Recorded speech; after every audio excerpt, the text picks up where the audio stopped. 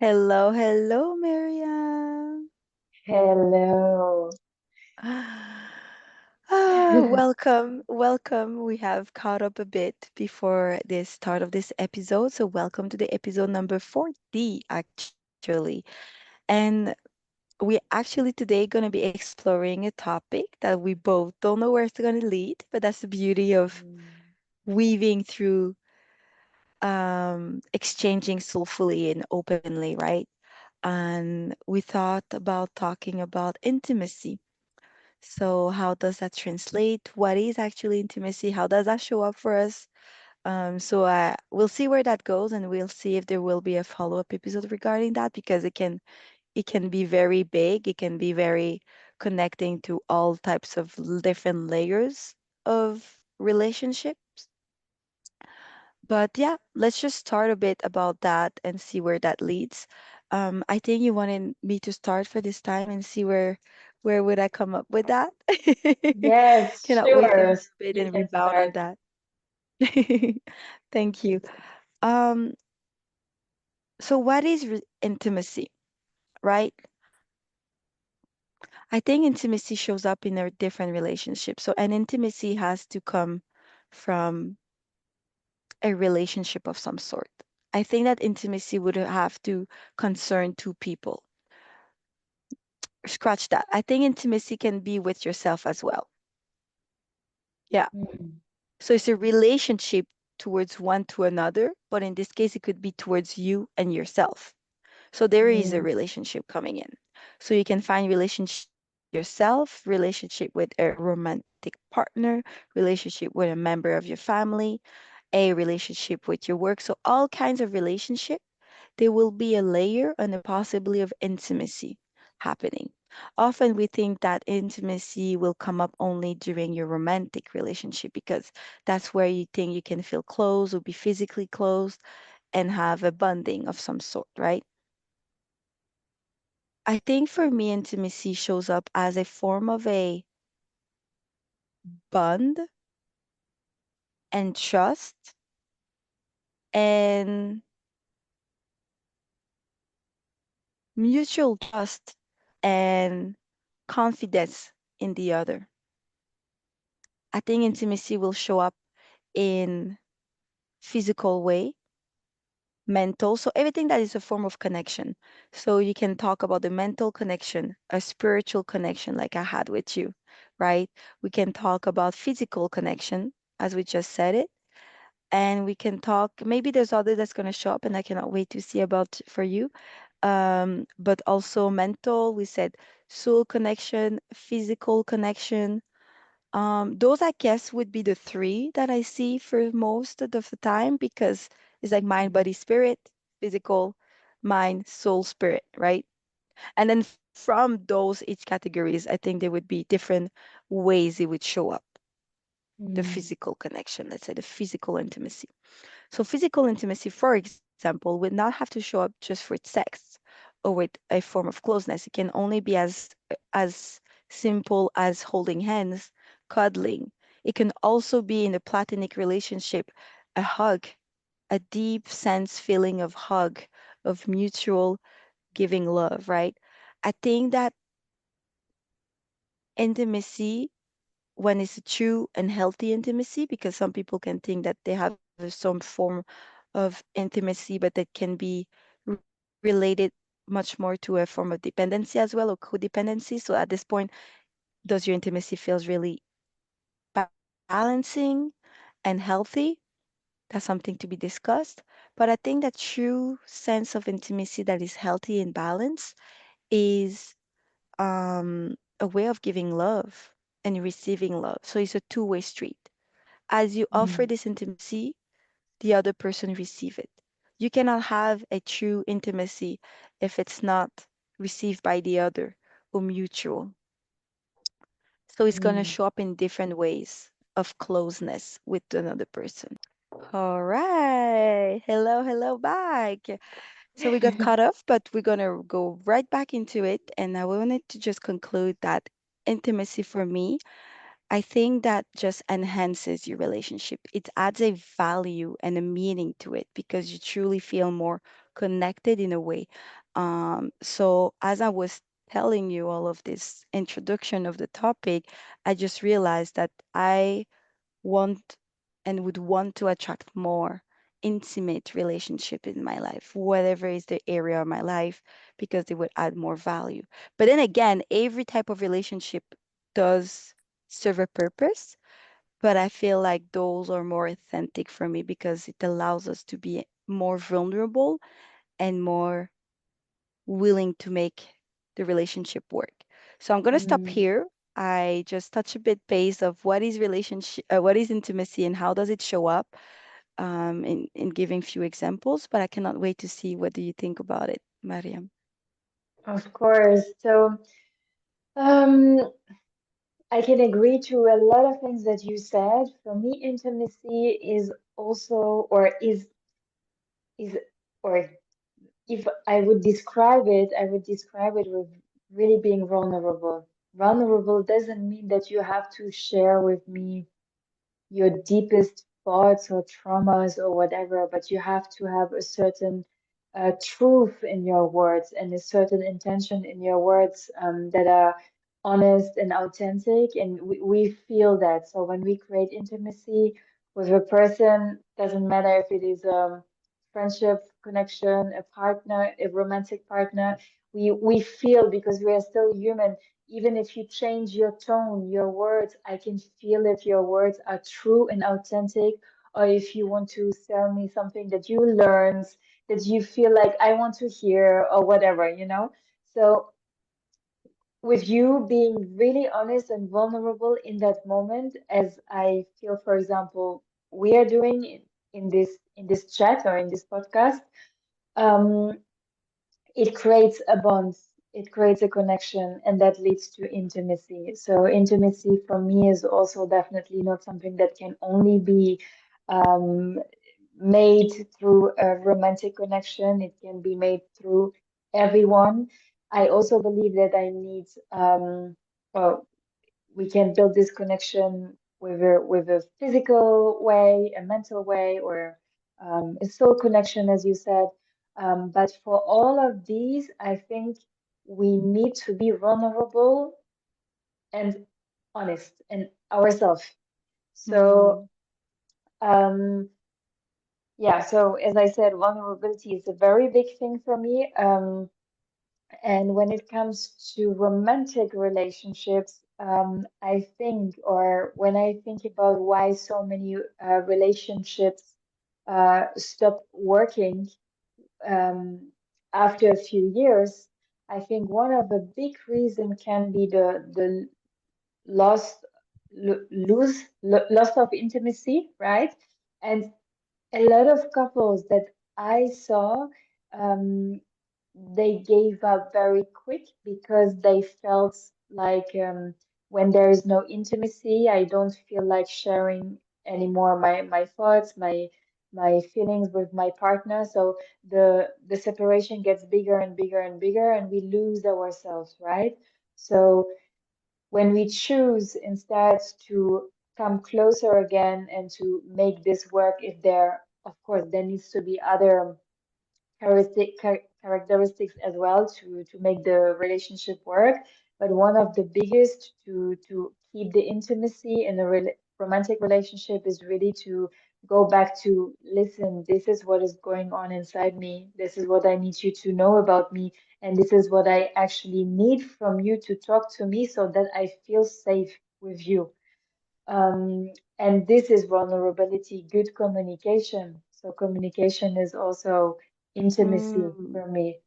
Um, yeah, so whenever we stop talking to a partner, to a relationship, to your parents, to your friends, um, we stopped creating this intimacy.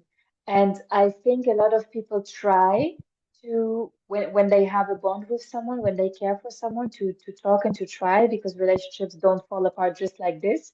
But when they feel unheard, when the comprehension in the word is not making sense for the other person, and we are not receiving what we actually need, the intimacy creates Well, the connection separation. breaks. The Mm-hmm. connection breaks, exactly. And we lose ourselves. Um, and it's a pity sometimes because I think a lot of relationships can heal or can come back closer If we together did be, when you mm-hmm. if you choose to use the tools that we have, communication, being honest, showing vulnerability. I love that. I love the component of vulnerability. It's all connected, as you know. So the more you're willing to be vulnerable with the other, the more I think they will receive it and will be able to rise up in vulnerability wherever they're at, right? So everyone has a different process. Everyone can show up the best they can. And I think that's where authenticity and honesty comes up. If you are honestly thinking or telling the person, listen, this is the best I can give you right now in terms of vulnerability, forgive me for that, but I'm really trying, then it will be much well received than someone that would pretend, hey, I'm actually being vulnerable. This is all I have to offer you. This is my vulnerable part, what you're talking about, and be in a defensive way. You can, it can be sensed, it can be felt that you're not Mm, being honest with yourself. So how can you be honest with other people, right? That being said, communication will vary because I've seen people, aka some men, that were not the best in communicating at that moment, for example, in their life, but would show up a lot in physical intimacy, in closeness, in touch, right? That would be mm, the way of communicating, actually. So at the end of the day, it's a form of communication. It doesn't have to be always mm, verbal. People sometimes show up in a communication that is physical, in the actions, mm, in the service, in the nonverbal. So mm, communication is very strong. And I remember when I had some training or read something about it where the actual communication is like 80% majority of the way nonverbal than the verbal one. mm, So mm, above what you say, how do you show up? How is your energy? What are your signs? Are you avoiding with your eyes? Are you looking straight? How are your other nonverbal signs, right? Your posture and everything. So you can say something but not really mean it, and all your body just gonna reflect that.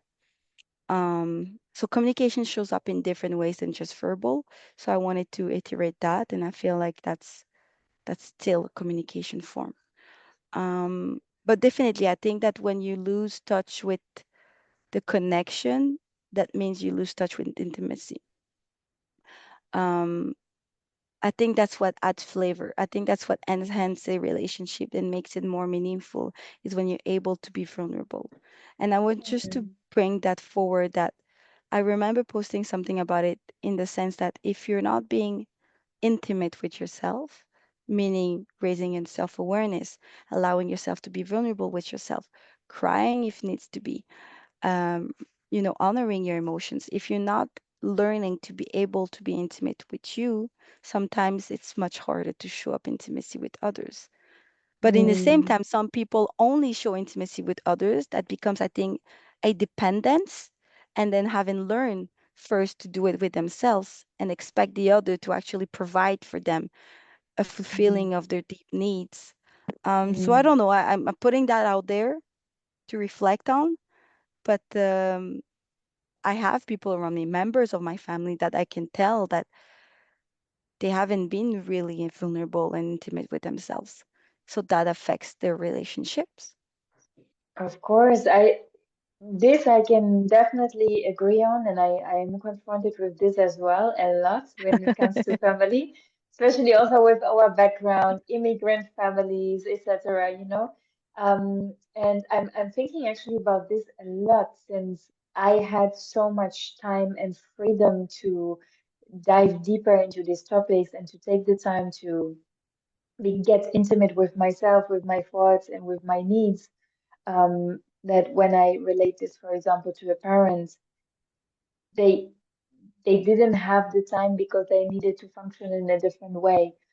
So now with or over the years, it's very difficult to create the intimacy between a parent and me, just because we are so far from being intimate with ourselves. Me, I did it, So the more I'm doing it, the more I separate myself into the other direction, the less the parent is doing it, the more the parent is going into the opposite direction. So we are going into both of us into other directions. So this is why intimacy, in my case, for example, or as a person with a first generation immigrant, is is very difficult. Um, Mm-hmm. so how can we, what is the solution? How can we deal with these kind of topics to still Mm-hmm. create intimacy? This is actually something I'm thinking about a lot. And a dear friend of mine, I told her about this, for example, coming back to my living situation, being closer to my parents, I was thinking, okay, but how can I find peace? And because also the parent doesn't want to hear every day, oh, you're not reflective, you're not this, you're not this, you're not thinking about that. It's also not nice, right? So I also need to be so empathic to that person to understand, but they also have the reason for not being that intimate with themselves. So I'm practicing a Mm-hmm. lot, be accepting the parents to be okay exactly where they are, because me with my understanding.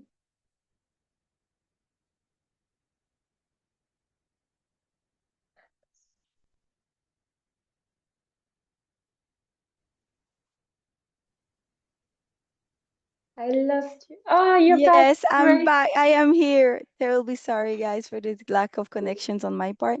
So you were saying the parent. So exactly. So the last point was me myself. I had to find a way to still not put my ego higher than them, because me with being more intimate with myself, so with that comes more self-awareness, more vulnerability, more being connected with myself, but I have no right to judge a person who is not there and who doesn't Mm, want to be there also.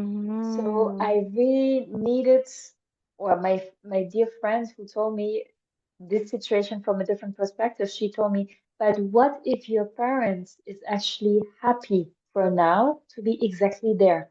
What if they don't need to get closer to them right now? So I really needed to find acceptance with that, because we have this also in situations with friends or with partners. Sometimes we are in life in different situations. One person is growing more into this way, the other stays. And how can we be still okay with that?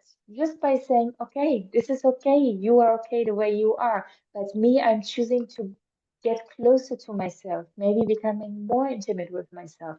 And that's mm. also okay. That's exactly it. That's true. I could not agree more on this very delicate dynamic. And that's why I think we can all agree that there is a huge shift happening in humanity, and in the way we carry on our day to day and the way we carry on with relationships with our family, especially that's been quite sensitive because we kind of grew up with them, and that's where we start most of our childhood, in family bonds and in family environments, right? So it is tender, and that's where we created some fears and traumas, right? Um, So I think the best way in this case, like you said, is accepting where they're at and testing the waters. So as I'm talking to you, I felt inspired to say I have this relationship with very close members of my family where I just don't feel received. We just don't have this level of intimacy. But things can evolve. So if we know we are aware of it and we know we can rise more intimacy, then let us offer that in a discussion, a conversation, whatever that shows up for you. If it's physical, you can give a hug with the person, whatever show up for you, whatever one of the three connection, show a tender and a hand towards intimacy and open up vulnerably Mm, about something that makes you feel safe, something that can kind of vulnerable, but not the deepest vulnerable, but like a beginning of a vulnerable, and then see how the person can rebound on it. Is it going to open up for them? Is it going to feel like they receive you? Or is it going to feel like they shut you down, right? But you come in mm, a good intention of creating more intimacy with this person. By Mm, doing so, I think that just allows us to test the waters and see how that can evolve, because nothing is set in stone, right? Someone can keep evolve and grow even whatever their age, right? So I think that trying times to time throughout the year, it's just a good intention. At the end of the day, depends what you want. If you want to rise more in awareness and intimacy with this person, then I think it's an honor to try. But if you find that you won't in a lifetime, or you are not in the priority of creating more intimacy with this person, then don't have to try. It really depends what's your priority at this point, right? mm. Um, so I'm gonna go plug my computer, but I cannot wait to hear you say what do you think as I am going to plug my computer. Yeah, I totally agree. And I would add on that maybe if one person chooses not to join that intimate space or the Mm-hmm. intimacy I love anymore, it. Intimate space. Yeah. then we need to be okay with letting the other person go because sometimes not Mm-hmm. everyone is ready yet to show their truth, to be authentic with themselves, to be vulnerable with Mm-hmm. themselves. And that's Absolutely. okay. That's very okay Absolutely. to let the person go, which doesn't mean that the person is maybe finding that by themselves first in another time, maybe in a few years. I've seen family members where I felt I needed to separate from coming back to me years Yeah. after, you know? Yeah. And this is why I think it's so beautiful to practice um, letting go and letting people be and do what they feel like is good for them. Because only Exactly. through this we know, do they want to come back? Do they really feel like there is something that I want to build with that person? But first, we need to let them go. They need to do what Exactly. they think is right for them. Exactly. And I think that it's all linked with emotional maturity. You hear me well, right? It's like Yes. emotional maturity and where they at in their lives. And that's very important to understand, to learn to let go.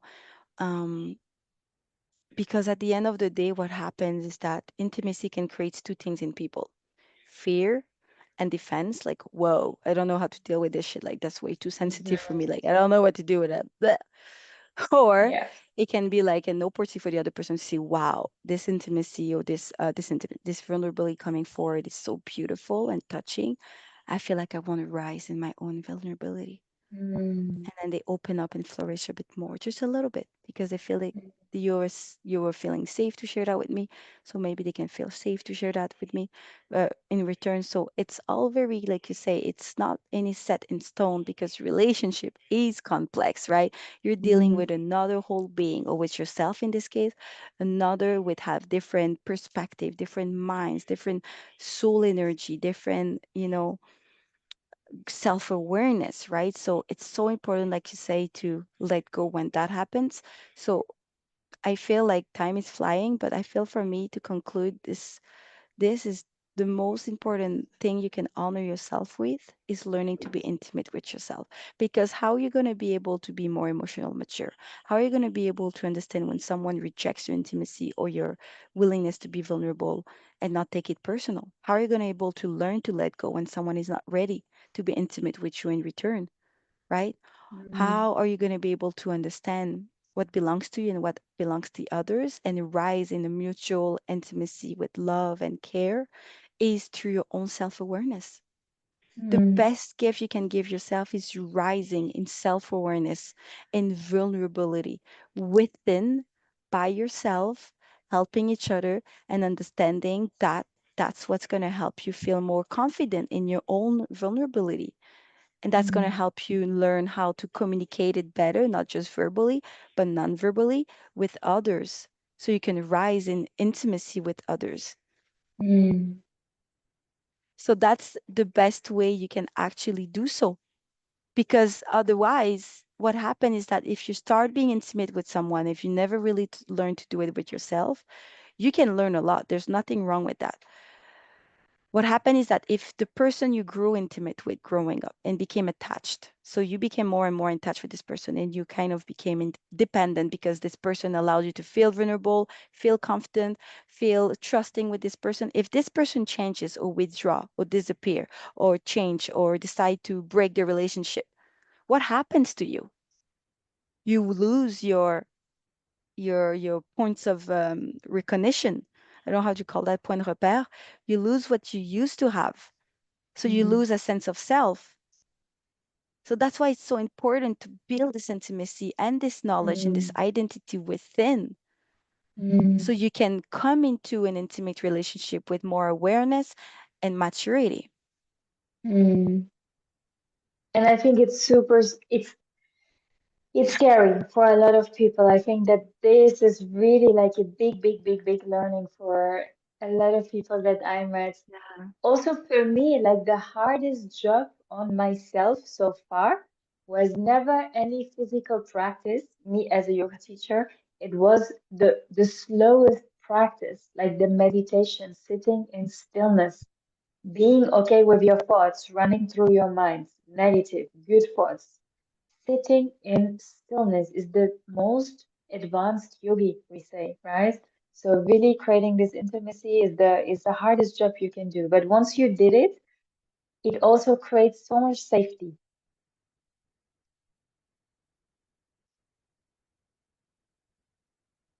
And I lost you again.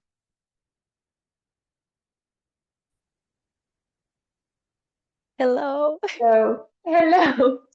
So the last thing that I was just saying is that once you once you created that intimacy with yourself, uh, it is the most beautiful learning you can do because once you have this, you have such a safe space within you that it's not Mm-hmm. needed anymore from an external outside world, you know? Mm-hmm. And this is, I'm just talking about financial safetiness, physical safetiness in the sense of a house or whatever, if you have all these things inside you, when we see, for example, right now, people in war or whatever, if you have your safetiness inside you, you just have faith and trust that things are going to work out and be okay. Yeah, So safe space. this is so beautiful if you have that, and this can only be created when you are intimate with yourself. Yes. I love that. Oh my gosh. This is a beautiful thing. I love the safe space. It's related with vulnerability. So I think we can conclude by saying intimacy with yourself or with other types of relationship is a two-way street in a way. So rise in healthiness and health when you create a safe space with one another. And it can show up in three different ways. You can have a soul connection, mind or mental connection, or you can have a physical connection, which is intimacy in this case. Three of them can show up in the same time. Sometimes it starts with just the mental, sometimes it's just physical. So depending, there's no perfect ways or whatsoever. Sometimes it's just the soul before even getting into the physical connection. So yeah, realize that, play with that, realize, question yourself just to see, curious, where can I name three people, four people into my life right now that I feel intimate with, that I can say I have an Mm, intimate relationship with?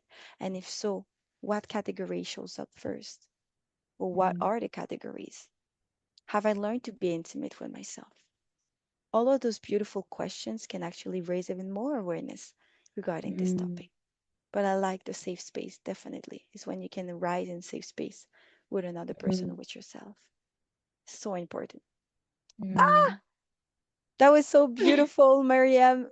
Amidst all the beautiful interruptions that came with it, we have come out of it. We have concluded it, and I'm just really grateful that we were able to keep going. And I really thank you for Yeah. everything, Mariam, from the deep of my heart. Yeah, I thank you too. I thank you too. Thank you for having me as always. It's all part of it. We're co-creating. Thank you. See you next week, guys. See you next week. Bye.